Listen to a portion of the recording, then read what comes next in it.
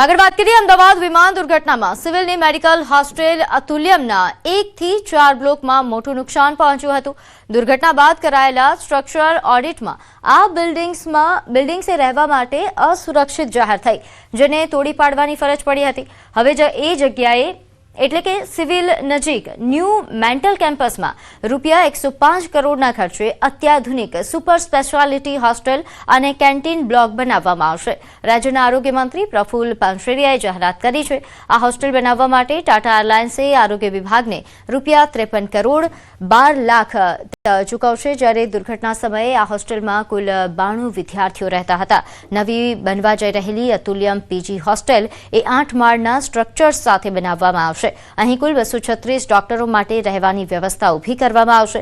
પ્રત્યેક ફ્લેટને studio apartment શૈલીમાં તૈયાર કરાશે।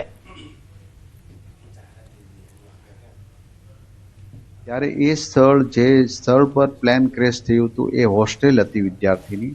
એ હોસ્ટેલ જગ્યા પર જ નવી હોસ્ટેલ બનાવવાનું સરકારે બજેટ પણ ફાળવી દીધું છે અને આયોજન કર્યું છે। ટાટા એરલાઇન્સ દ્વારા 53.something કરોડ રૂપિયા રાજ્ય સરકારને આપી પણ દીધા છે।